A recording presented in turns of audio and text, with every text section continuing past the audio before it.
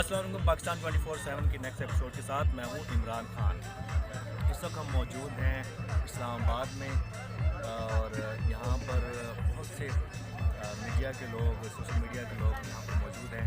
एक सेमिनार हो रहा था पाक अफगान जो सोशल मीडिया के एक्टिव लोग हैं उनको कट था और उनकी आपस में कुछ तबादला ख्याल हुआ, कुछ और चीज़ों के बारे में डिस्कशन हुई और उस सेमिनार में शिरकत करने के लिए आरिफ लाला कराची से तशरीफ़ लाए, फैज़ुल्लाह खान कराची से तशरीफ़ लाए और काफ़ी दोस्त और काफ़ी लोग यहाँ पर मौजूद हैं। तो इस सब आरिफ लाला मेरे साथ मौजूद हैं, इनसे हम बातचीत करेंगे और इस सेमिनार के हवाले से भी जानेंगे और कुछ और बातें करेंगे। जी, इस वक्त मौजूद हैं आरिफ लाला के साथ और इनसे हम बातचीत करेंगे। सबसे पहले जो मैं इनसे सवाल करना चाहूँगा वो वेट रिड्यूस करने के हवाले से कि इन्होंने बहुत कम वक्त में वेट रिड्यूस किया और पूरे पाकिस्तान को और पूरी दुनिया में जो इनके फ्रेंड्स थे सोशल मीडिया पे उनको हैरान किया। अस्सलाम वालेकुम लाला।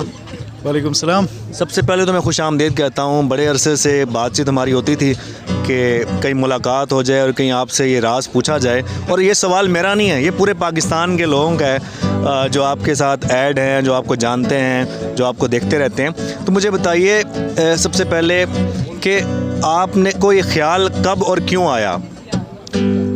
जब मेरा वेट 120 किलो पे पहुंच गया, एक तो मुझे कुछ आइज़ के इश्यूज़ भी थे, तो मेडिकल पॉइंट ऑफ व्यू से भी वेट मेरे लिए काफ़ी ख़तरनाक जा रहा था और उस वक्त मैं 40 के एज में भी पहुंच गया। तो मेरे डॉक्टर ने मुझे कहा कि अगर आपने वेट रिड्यूस नहीं किया तो फिर ब्लड प्रेशर एंड डायबिटिक अगर आप इसका शिकार हो गए तो आपके आइज़ के ऊपर बहुत फ़र्क पड़ेगा। तो मैं काफ़ी अरसे से सोच रहा था कि मैं अपना वेट रिड्यूस करूँ, लेकिन एक्सरसाइज करना मेरी बस की बात नहीं थी। तो एक दिन मैंने आमिर खान की एक डॉक्यूमेंट्री देख ली जिसमें उसने दंगल मूवी के लिए 6 महीने के अंदर अपना वेट 120 किलो से 64 पर लेकर आया। तो मैं ये सोचने लगा कि जब 62 या 61 ईयर्स के एज में आमिर खान का इतना स्टेमिना और इतना वो इंस्पायरेशन, तो मैंने उससे इंस्पायर्ड होकर फिर मैंने जिम करना शुरू कर दिया। और ख़ुशकिस्मती से मुझे फ़र्स्ट क्लास क्रिकेटर मेरे पड़ोसी भी हैं, मेरे दोस्त भी हैं, अनवर अली, उसकी घुटने की सर्जरी हुई थी। तो मैं क्या करता था कि मैं अनवर अली के जो PCB के जो ट्रेनर्स होते थे तो उनको देख के मैं भी फ्री में उनके साथ एक्सरसाइज मैंने शुरू कर ली। तो फॉलो करना शुरू कर दिया ग्राउंड में जाके, यहाँ पर जहाँ पर वो ट्रेनिंग नहीं, अनवर अली असल में आते थे, जिम के अंदर आते थे। तो उनके जो ट्रेनर्स होते थे वो पाकिस्तान क्रिकेट बोर्ड की तरफ से थे। तो मैंने देखा कि अनवर अली जो है वो एक इंजरी के साथ वो इतने सख्त एक्सरसाइज कर रहे हैं, वो भी मेरी तरह है, तो मैं क्यों नहीं कर सकता। तो जब मैंने 15-20 दिन PCB के ट्रेनर्स को मैंने फॉलो किया, उसके बाद एक भाई मुझे पता चला कि मेरे अंदर कुछ ना कुछ है, मैं कर सकता हूँ। और अल्हम्दुलिल्लाह विदिन 6 मंथ मैंने सिर्फ एक्सरसाइज से अपना वेट 15 kg जो है वो मैंने रिड्यूस किया। और फिर बाद में मुझे इतनी एक्साइटमेंट हुई कि मैं दुबई चला गया पिछले साल जून जुलाई के उसमें 45 किलोमीटर तक मैं जॉगिंग करता रहा हूँ दुबई की तपती दोपहरों में। 45 किलोमीटर? यस, ये मेरा डेली का रूटीन होता था। तो मैं 72 kg पे जब आया तो उस वक्त आई रियलाइज़ कि मैंने कुछ हद से ज़्यादा एक्स्ट्री ऑर्डिनरी अपना वेट जो है वो रिड्यूस किया है। तो फिर मैं बॉडी बिल्डिंग पे चला गया। तो आजकल मैं जॉन इब्राहिम बनने का मुझे बड़ा शौक़ चढ़ाया हुआ है कि इस उम्र के अंदर, वरना मेरी बेगम कहती है कि शायद मुझे शादी का शौक़ है। हालांकि मैं आपको बताऊं कि मेरा बस नहीं चलता कि उससे भी मेरी जान छूट जाए। तो बस ये वेट जो है सर, ये मेरी लाइफ है, मैं अब इसको सारी उम्र में इसको कंटिन्यू रखूँ। तो मुझे ये बताएं कि बच्चों का और घर में आपकी वाइफ का और बाकी जो फैमिली के लोग थे उनका क्या रिएक्शन था जब आपने ये टारगेट अचीव कर लिया और स्लिम हो गए, जब उन्होंने देखा कि लोग बातें तो करते हैं लेकिन कर नहीं पाते और आपने करके दिखाया? सब यही कहते थे घर में कि ये दूसरी शादी कर रहा है, इसलिए ये अपना स्लिम एंड स्मार्ट कर रहा है। तो मैंने उनसे कहा कि देखिए मुझे मेरी बीवी जो है वो मुझे स्लिम एंड स्मार्ट पसंद नहीं है, तो मैं किसी लड़की के लिए स्मार्ट कैसे हो सकता हूँ। तो खैर मेरे घर वालों को पता था कि मेडिकल इश्यूज़ हैं, तो इन्होंने कभी भी मुझे नहीं रोका। लेकिन वालिद साहब आर्मी से थे तो वो मुझे वक्तन फ़वक्तन गाइड करते थे कि एक बाई वेट को रिड्यूस करना जो है वो ख़तरनाक हो सकता है। लेकिन मैं ये कहता हूँ कि फ़िटनेस है तो आपकी लाइफ है, अगर फिटनेस नहीं है तो आपके पास कुछ भी, आपके पास नथिंग, कुछ भी नहीं है। बिल्कुल, आपने दुरुस्त कहा। तो कितना अरसा लगा, कितने अरसे में आपने वेट 72 पर आए 120 से? मैंने सिर्फ 48 kg अपना वेट रिड्यूस किया विदिन 16 मंथ्स। मैंने 16 महीने के अंदर किया। लेकिन मैं आमिर खान को फिर भी नहीं चूज सका क्योंकि वो उसने 4 मंथ्स के अंदर अपना वेट रिड्यूस किया था। उनके साथ तो प्रोफेशनल ट्रेनर थे, उनका सुबह दोपहर शाम एक्सरसाइज और जो रूटीन और जो फैसिलिटीज़ उनको हासिल थी वो तो आपके पास नहीं थी। लेकिन उसके बावजूद मैं खुद भी फिटनेस ट्रेनर हूँ, ये इतनी बड़ी अचीवमेंट है और ये इतना बड़ा सरप्राइज़ है कि जब तक आप मेंटली खुद से तैयार ना हो और आप मेंटली स्ट्रांग ना हो, आप ये काम नहीं कर सकते। सर आपके देखिए, हम लोग प्रोफेशनल लोग हैं, 9 to 5 हमारी जॉब आवर्स होते हैं और मेरी ज़्यादा ट्रैवलिंग होती है और ऊपर से कोरोना के अंदर भी इन चीज़ों को मैनेज करना बड़ा मुश्किल होता है। लेकिन सर आपके अंदर लगन होनी चाहिए, एक जुनून होना चाहिए। कोई भी काम करना आप जुनून के बगैर नहीं कर सकते, लगन के बगैर नहीं कर सकते। तो मैं भी जब 5 बजे छुट्टी करके घर आता था तो 6:30 बजे के करीब मैं घर पहुंचता था कराची की ट्रैफिक में निकल के। उसके बावजूद मेरे अंदर इतनी ताकत नहीं होती थी कि मैं ड्रेसअप होकर मैं जिम चला जाऊं, बट मुझे मैनेज करना था उन चीज़ों को। तो मैं 6:30 बजे अपने आप को ड्रेसअप करके 7 बजे मैं जिम पहुंचता था और रात 11 बजे मैं जिम से घर आता था। अच्छा, मुझे इसमें से एक खुशी ये मिली कि जब मैं हद से ज़्यादा एक्सरसाइज करता था तो तखत से मेरी हालत ख़राब होती थी। मैं लाइफ में कभी भी इतनी सुकून से नहीं सोया जितना मैं जिम से आने के बाद मैं सो सकता हूँ। तो मुझे एक एडिक्शन हो गई थी एक्सरसाइज की और मुझे अभी भी सेम वही एडिक्शन है। ज़बरदस्त। तो लाला, आप लिखते हैं और बहुत अच्छा लिखते हैं और बहुत बोल्ड लिखते हैं। इतना बोल्ड कैसे लिख लेते हैं? आपको किसी की तनकीद का डर नहीं होता कि कोई पढ़ेगा, कोई तनकीद करेगा या उस पर बात करेगा? ये नहीं सोचते आप? हमारे दोस्त हैं नाम राना साहब लंदन से जो मकालमा चलाते हैं, एक दिन उसने मुझसे एक सवाल किया कि आरिफ खटक, आप जब लिखते हैं तो ये बताइएगा कि शर्म पहले आपको आती है या आपके अल्फाज को?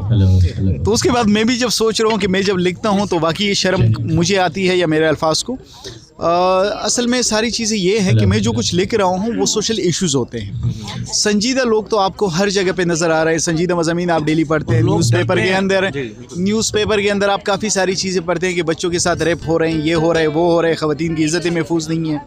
तो आगे से मैं कहता हूँ कि हम मर्दों की भी इज़्ज़त महफूज नहीं है, लेकिन मैं संजीदगी से उनको मुखातिब नहीं करता क्योंकि लोग इतने डिप्रेस हो चुके हैं कि अगर मैं संजीदगी से उनको मुखातिब करूँ तो वो मज़ीद डिप्रेशन में जाएंगे। तो मैंने क्या किया कि मैंने अपने अल्फाज को, अपने तलफ़ुज़ को, अपने अंदाज़ को उनसे अलग करके मैं जो बातें उनको संजीदगी से समझा सकता था वो मैंने तंज़ो मज़ाह से समझानी शुरू की। और मैं समझता हूँ कि शायद मेरा जो रीडर है या मेरा जो कारी है, पढ़ने वाला है, वो शायद मेरे अंदाज़ बयां को पसंद करता है। और बाकी जहाँ पे फ़ाहिश निगारी दी गई अलग चीज़ होती है और ये मैं वो अल्फाज इस्तेमाल करता हूँ जो हमारे रोज़मर्रा के अल्फाज में से हैं, लेकिन उनकी भी कुछ लिमिट्स होती है। तो इसको मैं फ़ाहिश तो नहीं कह सकता, हाँ बोल्ड ज़रूर कह सकते हैं आप। मैंने रशियन लिटरेचर पढ़ा है, मैं चिखोव को पढ़ चुका हूँ, मैं टॉल्स्टॉय को पढ़ चुका हूँ, मैं मंटू को अभी पढ़ रहा हूँ। हालांकि मुझ पे पहले से छाप है कि मैं मंटू को फॉलो करता हूँ, लेकिन मंटू की आज तक मैंने 2 अफसानों के अलावा नहीं पढ़ा। उर्दू लिटरेचर मैंने बहुत कम पढ़ा है। तो मेरा अपना एक तरीका है, मेरा अपना एक स्टाइल है जिससे मैं लिखता हूँ। तो मेरे स्टाइल में, मेरे लिखने के अंदाज़ में आपको हमारे पश्तूनख्वा का हुजरा मिलेगा, जहाँ हम बच्चे होते थे तो हमारे बड़े जो थे वो एक दूसरे से बातचीत करते थे, तो जिन कुल्ले अल्फाज में वो लोग बातें करते थे तो वो कुल्ले अल्फाज में उर्दू ज़बान में लिख रहा हूँ। जी बिल्कुल, बहुत ज़बरदस्त आप लिख रहे हैं और लोग सोचते तो हैं इवन, लेकिन यह कि वो लिखने की जुर्रत और वो हिम्मत नहीं होती। आप में वो जुर्रत है कि आप बोल्ड लिख रहे हैं और अच्छा लिख रहे हैं। देखिए, ज़रूरत तो मैं इसे नहीं कहूँगा, मैं फेडअप हो चुका हूँ। मैं सोशल हाइपोक्रेसी से फेडअप हो चुका हूँ, मैं माशरती मुनाफिकत से फेडअप हो चुका हूँ। मुझे पता है कि मेरे सामने अगर पानी का गिलास रखा हुआ है तो उसे मैं पानी का गिलास ही कह सकता हूँ। आप मुझे ये नहीं कह सकते कि मैं उसे किसी और चीज़ का मशरूब का नाम दे दूँ। तो सर अब वो वक्त गुजर गया, अब टाइम नहीं है कि आप ज़ुबानी अल्फाज का सहारा लें और लोगों को सोचने के लिए टाइम दें। अब रीडर के पास सोचने का वक्त नहीं है। अभी आपने टू द पॉइंट बात करनी है, आपने उसको ये बताना है कि जो कुछ हो रहा है वो गलत हो रहा है। आप अपना ओपिनियन न दें, क्योंकि ओपिनियन में फिर आपको ये होता है कि ओपिनियन से आपको रजू करना पड़ता है। आप उनके सामने चीज़ें पोर्ट्रेट करके रखें, ये रीडर का फैसला होगा। अब अगर मैं बोर्ड लिखता हूँ, पाकिस्तान जैसी सोसाइटी में बोर्ड लिखना बहुत नामुमकिन होता है, उसके बावजूद भी इतनी प्यार, इतनी मोहब्बत मुझे मिल रही है, इट्स मीन्स कि मैं रियलिटी को फोकस करके लेकर रहा हूँ। तो ये मेरी सक्सेस है। अच्छा, यहाँ पर आप इस्लामाबाद में मौजूद हैं, पाक अगवान सोशल मीडिया एक्टिविस्ट यहाँ इकट्ठे किए गए हैं, तो हुकूमत पाकिस्तान का ये बहुत अच्छा इक़दाम है। तो इसमें क्या कुछ गुफ्तगू हुई, क्या मौज़ूआत थे और ऐसे इकट्ठ दोबारा होने चाहिए?